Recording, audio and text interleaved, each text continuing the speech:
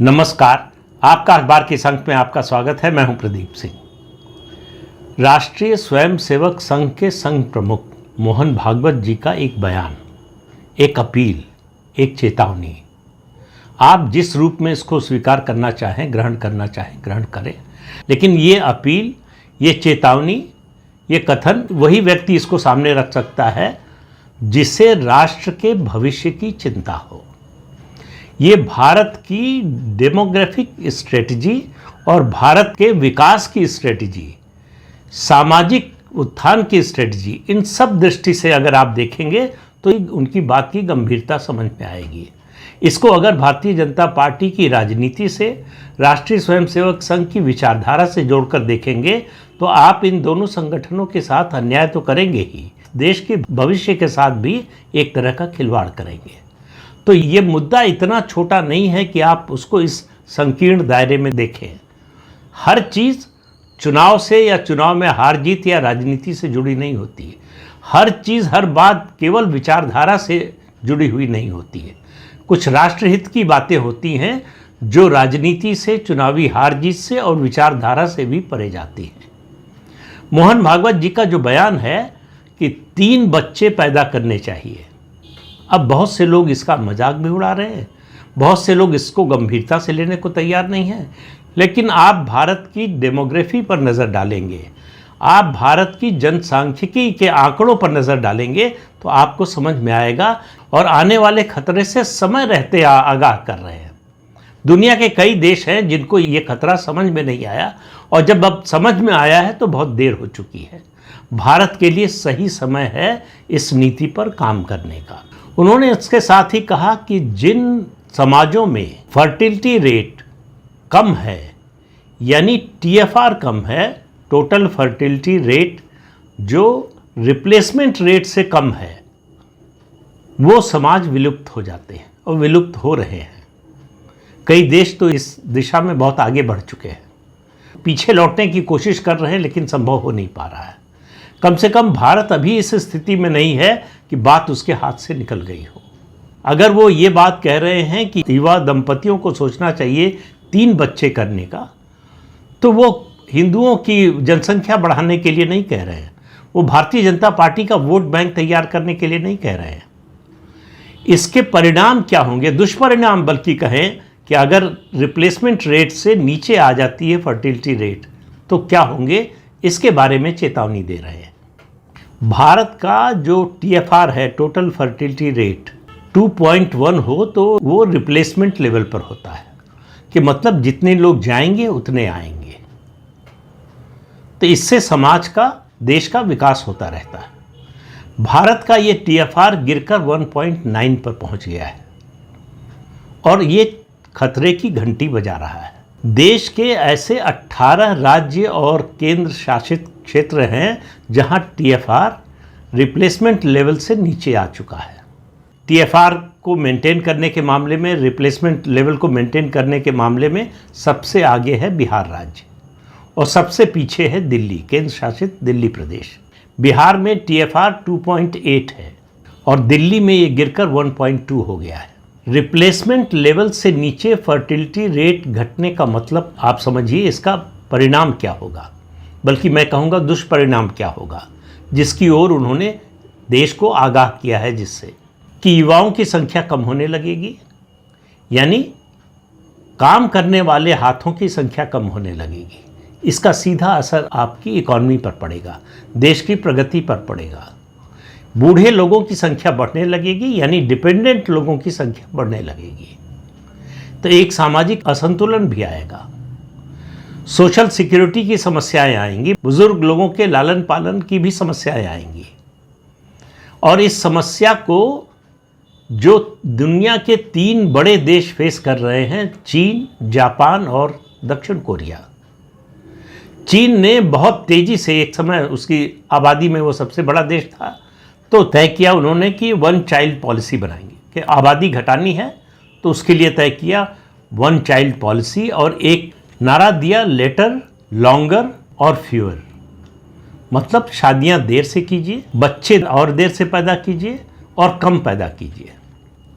और फिर इस नारे की परिणति हुई 1980 में, पॉलिसी बनी चीन की, राष्ट्रीय नीति बनी वन चाइल्ड पॉलिसी। नतीजा ये हुआ कि 2010 आते आते चीन की आबादी तेजी से घटने लगी। 2017 आते आते चीन को समझ में आया कि कितना बड़ा ब्लंडर किया है उन्होंने, तो वन चाइल्ड पॉलिसी खत्म कर दी गई। 1970 में चीन में जो बर्थ रेट था वो 6.1 था और 2020 आते आते 1.8 रह गया। यानी उनके यहाँ जो बर्थ रेट है वो रिप्लेसमेंट लेवल से नीचे आ गया। इसका मतलब आने वाले समय में चीन के पास युवा कामगारों की संख्या घटेगी, रिटायर्ड और बुजुर्ग लोगों की संख्या बढ़ेगी, जो समाज पर, जो सरकार पर निर्भर होंगे। इसलिए मोहन भागवत जी का बयान नेशनल स्ट्रेटेजिक कंसर्न के तहत है, उसकी चिंता के तहत है। तो इसके कारण नई वर्कफोर्स और पुरानी वर्कफोर्स का जो अंतर है वो लगातार बढ़ता जाएगा और उसका नतीजा ये होगा कि आपकी इकोनॉमिक ग्रोथ पर वो असर डालना शुरू करेगा। एक समय के बाद इकोनॉमिक ग्रोथ धीमी होती जाएगी और जो डेमोग्राफिक डिविडेंड मिलता है वो समाप्त हो जाएगा, जो भारत के पास अभी है, जो एक समय चीन के पास था। चीन ने जो इतनी तेज़ी से तरक्की की उसमें बहुत बड़ा योगदान उसके डेमोग्राफिक डिविडेंड का था। लेकिन हम भी जो है चीन की नकल में उसी दिशा में बढ़े। फ़र्क दोनों देशों में क्या हुआ कि चीन में डिक्टेटरशिप है तो स्टेट कोई भी पॉलिसी अपने कोएर्शन के जरिए, यानी दबाव डालकर, अत्याचार करके लागू करा सकता था, लेकिन जनतंत्र में ऐसा हो नहीं पाता। इमरजेंसी के दौरान संजय गांधी और कांग्रेस पार्टी और इंदिरा गांधी की सरकार ने ये कोशिश की नसबंदी के जरिए। अच्छा हुआ कि इमरजेंसी ख़त्म हो गई। अगर इमरजेंसी ज़्यादा समय तक चली होती या संजय गांधी दुर्भाग्य से देश के प्रधानमंत्री बन गए होते तो आज चीन जो समस्या फेस कर रहा है, जापान कर रहा है, दक्षिण कोरिया कर रहा है, शायद उससे ज़्यादा बड़ी मात्रा में उस समस्या का सामना कर रहे होते। भारत में 1950 के दशक में TFR 6 था, लेकिन उस समय इन्फेंट मॉर्टेलिटी रेट जो है बहुत ज़्यादा था, यानी बच्चे सर्वाइव कम करते थे, मृत्यु दर ज़्यादा थी बच्चों की, इसलिए लोग ज़्यादा बच्चे पैदा करते थे कि जो सर्वाइव कर जाएं, जो बच जाएं। स्वास्थ्य सुविधाएं बढ़ने के साथ साथ, टेक्नोलॉजी के साथ, अवेयरनेस के साथ साथ बाल मृत्यु दर में बड़े पैमाने पर कमी आने लगी। उसका नतीजा ये हुआ कि बच्चे कम पैदा करने लगे लोग, क्योंकि बच्चे जो पैदा हुए वो सर्वाइव करने लगे। 20वीं सदी आते आते फर्टिलिटी रेट की बजाय जन्म दर ज़्यादा महत्वपूर्ण हो गई।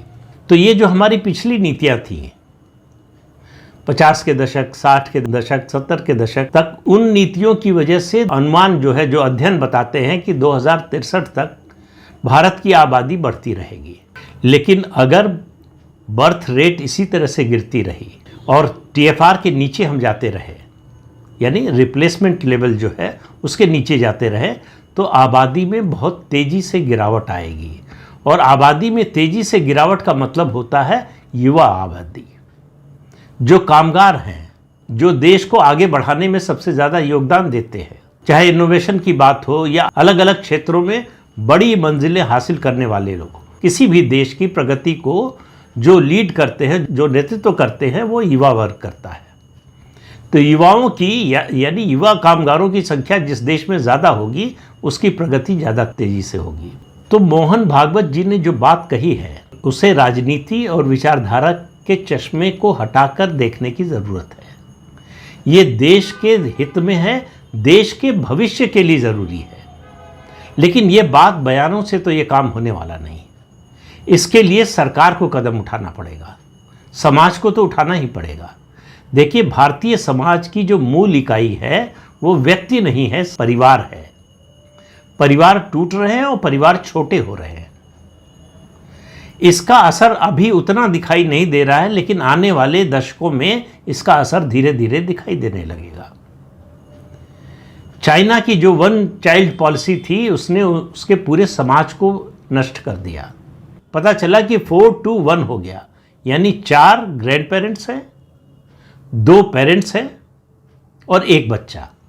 और उस बच्चे का न तो कोई भाई है न तो बहन है, न उसके मामा हैं, न चाचा हैं, न बुआ हैं, न मौसी हैं। तो ये सारे रिश्ते ही खत्म हो गए। अगर हम इसी दिशा में बढ़ते रहे तो हम भी वहीं पहुंच जाएंगे। भारत के लिए एक सिल्वर लाइनिंग ये है कि एक फ़र्क है ग्रामीण क्षेत्र और शहरी क्षेत्रों में। ग्रामीण क्षेत्रों में अब भी TFR 2.1 के करीब है, लेकिन शहरों में चिंता की बात यह है कि ये 1.6 पर आ गया है, जो रिप्लेसमेंट लेवल से नीचे है। प्रधानमंत्री की इकोनॉमिक एडवाइजरी काउंसिल के मेंबर हैं शमिका रवि, इकोनॉमिस्ट हैं।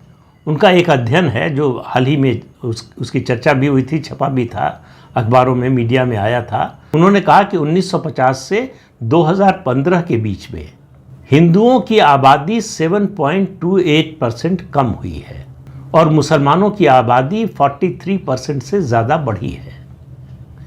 तो ये एक असंतुलन आ रहा है। शाश्वत घोष का एक सेंसस का अध्ययन है। उनका कहना है कि देश के 14 राज्यों के 442 जिलों में से 195 जिलों में हिंदुओं की आबादी घट रही है और मुसलमानों की आबादी बढ़ रही है। इन 442 राज्यों में से 195 राज्यों में TFR 2.1 के नीचे आ गया है या उसके आसपास है। 137 जिलों में मुस्लिम समाज का जो TFR है वो 2.1 के पास है या उससे ऊपर है। तो कुल मिलाकर शहर में एक और समस्या है, खासतौर से अगर 3 राज्यों की बात करें, पश्चिम बंगाल, असम, केरल, इन प्रदेशों में मुस्लिम आबादी तेजी से बढ़ रही है। उसका एक कारण तो फर्टिलिटी रेट है और दूसरा कारण है घुसपैठ।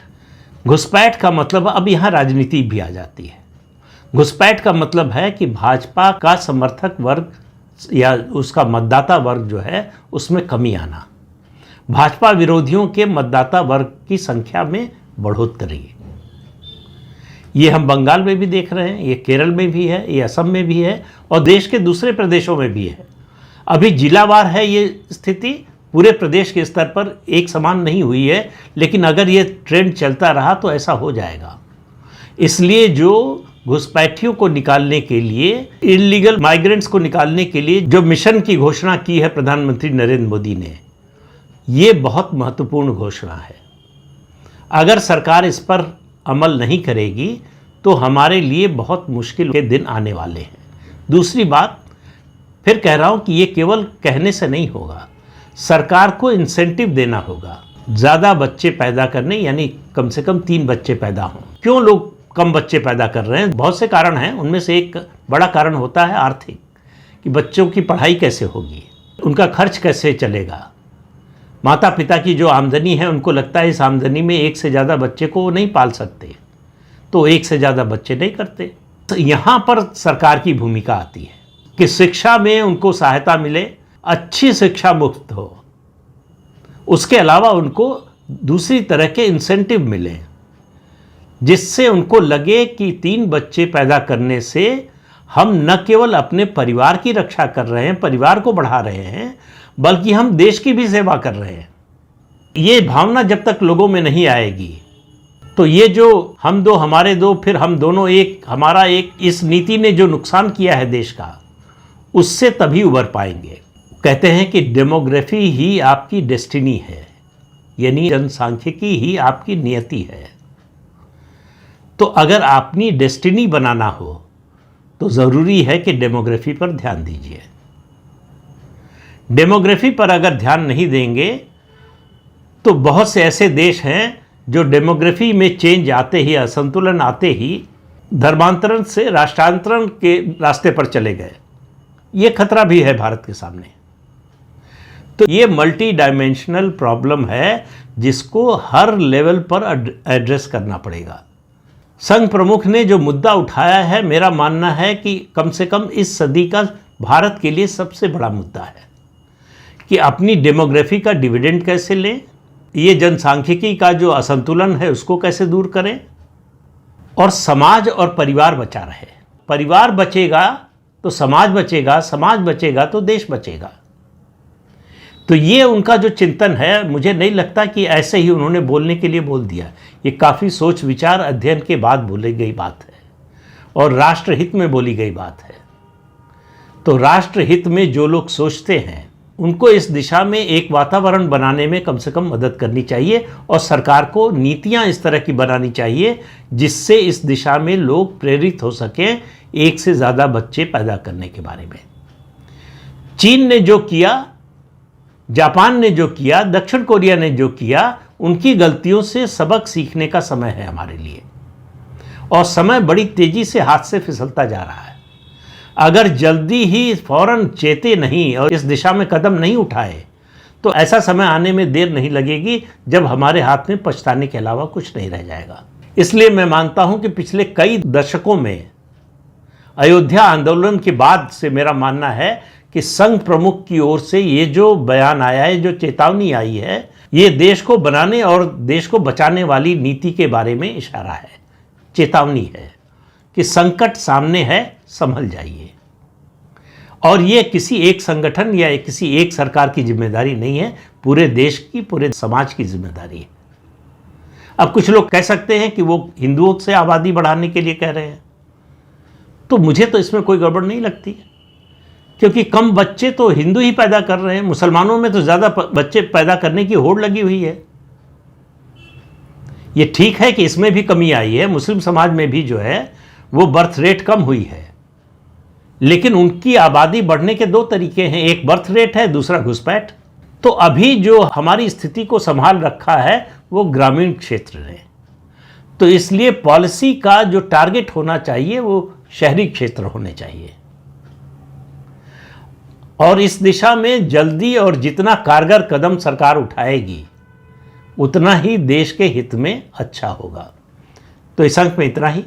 अगले अंक में फिर मिलेंगे किसी नए मुद्दे के साथ। तब तक के लिए अनुमति दीजिए। आपसे अनुरोध है कि चैनल देखिए, शेयर कीजिए, लाइक कीजिए और सब्सक्राइब जरूर कीजिए। नमस्कार।